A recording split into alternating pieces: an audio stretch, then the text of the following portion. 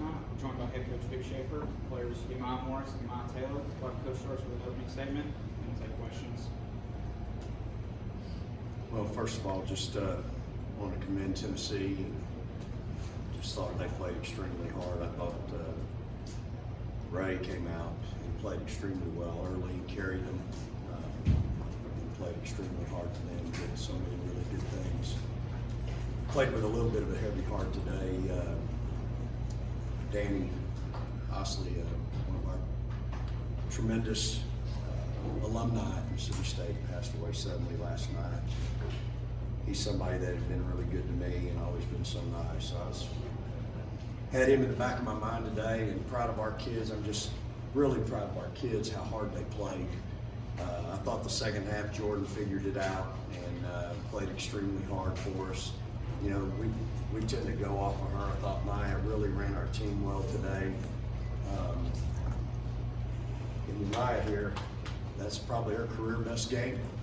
7 out of 8 at the line, 2 out of 2 from the field, 11 and 6, and I thought she competed. Her first rotation in wasn't great, but I thought her second rotation was outstanding. And then when she came in the third time in the second half, she was really good. When I can keep Jessica on the floor, she was great. She was 4 out of 5, had 5 rebounds, and did it in I don't know how many minutes, but it wasn't many. And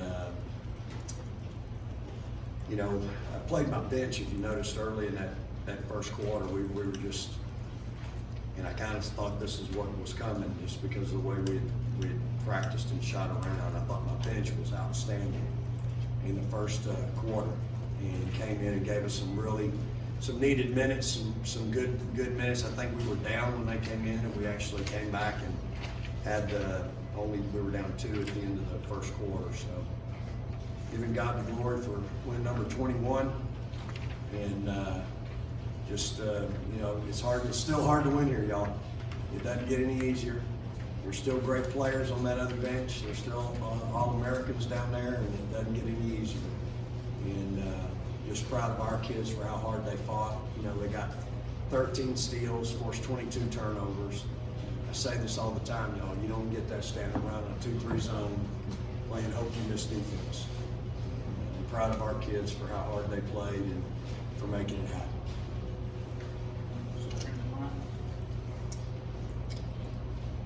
Imai, when you were going through the recruiting process, what were the main things that attracted you to Mississippi State?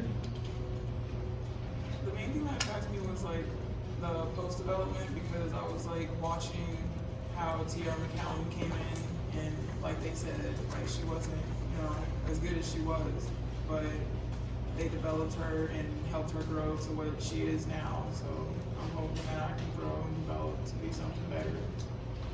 Robbie and Steve.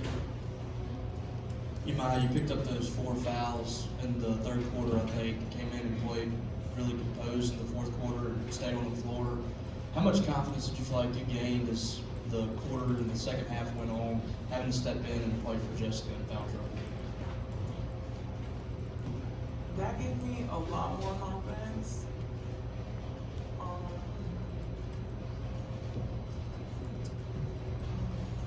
I just have to be ready to play the next time. Just stay ready. Steve.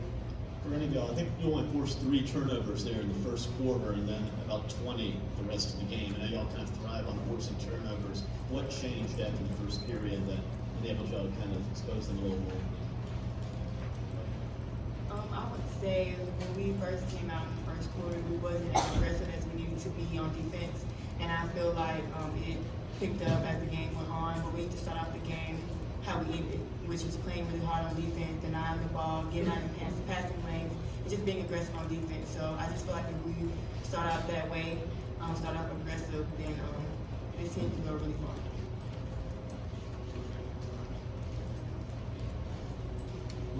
Not many teams can throw it into this many post players, 6'2", 6'5", 6'6" player. They're all young too. What do you see for them in the future? As far as our post players, Tennessee, I think. Yes, No, I'm sorry. I'm talking about Mississippi State. Oh, okay. our post players. Yeah. Yes, sir. They're all really young. We have Imai that came in as a transfer. So this is her first year in the system. We have Jess is only a sophomore, and Promise that transferred and then had the red shirt. But I just feel like Coach Harris and all the coaches have done a wonderful job with developing them and making sure they stay ready, being aggressive, and making themselves a big target. As me being 5'7", I can't see sometimes over my defender, but they make themselves available for me, so it just makes my job a little easier to get it to them. But they do a wonderful job of making themselves available. Steve, Robbie and Steve. Vic, you are the first team in SEC history to win 3 straight in Knoxville. We talked about it the other day about taking that first step in 16, and you got the first win against Tennessee. How have you been able to string together success against a team that this program's never been able to beat? Well, I guess we're trying to even things up after a long, drought. But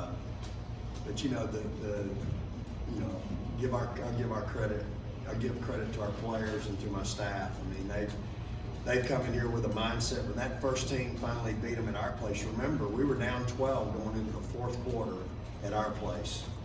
And we had, I gave in and said, okay, we'll go to the matchup.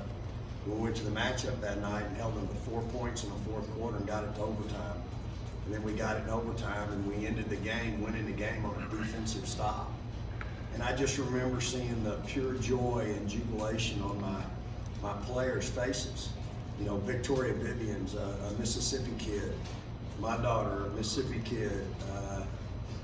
Bree, Morgan, Katara Chapel, kids that believed in a vision when there wasn't anything to show them. They came to Mississippi State believing in a vision, but just seeing our kids being able to persevere and then once we kind of broke through, you realize, it's kind of like my dad used to say, they put their pants on just like you do, and you realize if you just go in there and you fight and compete, you can play with anybody in the country. And I think that's what we've done at Mississippi State with everybody we've learned to play against, whether it's Tennessee or Georgia or Connecticut, anybody else. I mean, we've learned that we go in there and play our way, and we play and we're tough and we're aggressive and we're physical. We got a chance every night. So, it's difficult. Like I said, it doesn't get any easier here. And I think for us, it's just the mindset. No matter where we go, no matter who we play, we know there's a certain level of expectation. There's a certain level that you have to play to if you're going to have a chance to win. But it certainly helps to get better players, and it certainly helps to have a tremendous staff that develops those players and those kids and can really, again, when you have 4 sets of eyes over there that can see a game, the game goes really fast, y'all. And if you think as a head coach you can see everything, you're kidding yourself. And I'm just so blessed to have a tremendous staff over there that sees the game the way I see it and yet know, that if I miss something, I know they got it. Stephen and Maria.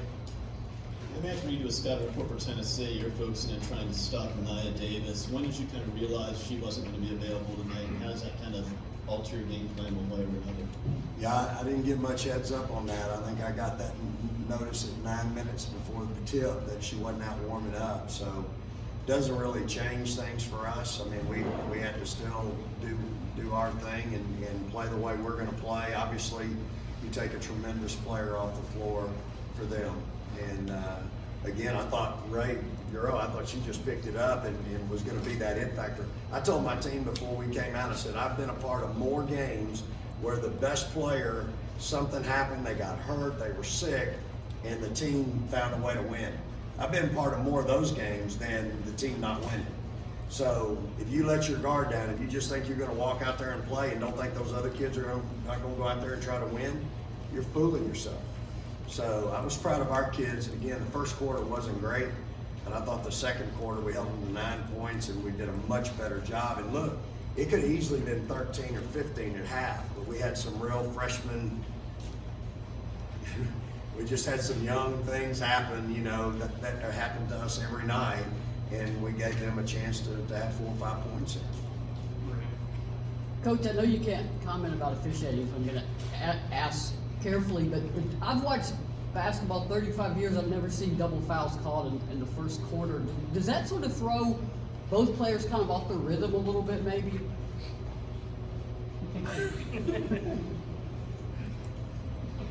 Okay. Vic, how much different is your recruiting pitch now than it was when you started out at Mississippi State, when you really didn't have much tradition? You talked about trying to show players a vision that they couldn't see. How much has that changed? Well, I think now they see it. I mean, you know, not only are we winning, but we're doing it in front of big crowds every night. I mean, 8,000, 9,000, 10,000. We've got the largest crowd in the history of our building, and by the way, our building's been around about 43 years. So we've had tremendous support there. It's to me, it's the greatest home court in the country, and our fans are the best in the country. They love our kids. They absolutely adore my players, and rightfully so. Again, when we were building it, y'all, you know, we built it on being a tough, physical, aggressive basketball team. We didn't have this. We couldn't go get the skill set kids early.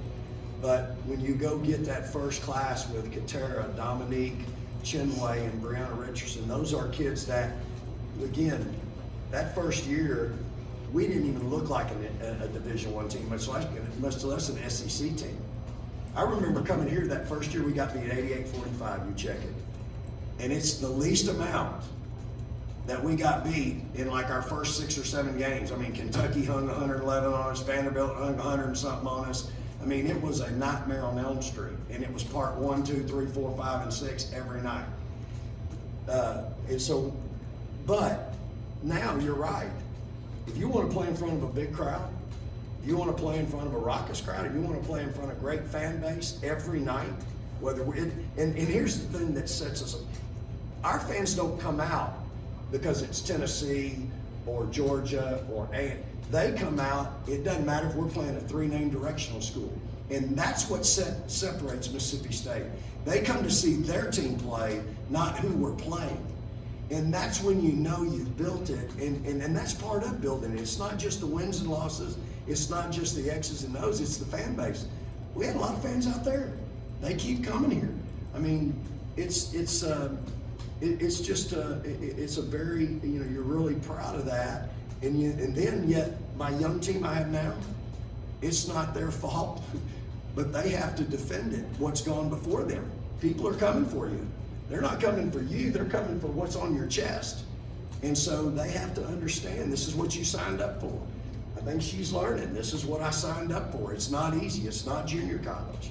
So you're right, the pitch is much different now. It's a much, you know, it's a different selling. If you look at my roster, I think we've got kids from 11 different places, countries, states, and so it is. But I think they also like playing our style of play. Again, we're not standing around in a 2-3 zone playing hope you miss defense. I know a lot of times you don't have a choice, like when Jessica gets in foul trouble, but you're playing a lot of inexperienced players in key moments, and especially, you know, in tough environments like this tonight. How much trust do you have in freshmen, Yamai, and players like that to put them in those positions like end in the half, or, you know, Yamai played, I think, the last 7 minutes of the game? Yeah, so you know, it gets better and better, and with the way she played tonight, my confidence now goes to another level with her. And you know what? Her teammates will say the same thing. You're right. I'm playing so many young kids, so many minutes, and they're in big moments. I mean, we put them in there, you know, in that first quarter tonight. I just wasn't pleased with our energy and our juice with some of our players, and so we put them in that environment. But if you come to practice and you watch Bulldog, you'll see that white team, which is not our starters, beating the maroon team. Beat them 2 straight days this week, didn't they?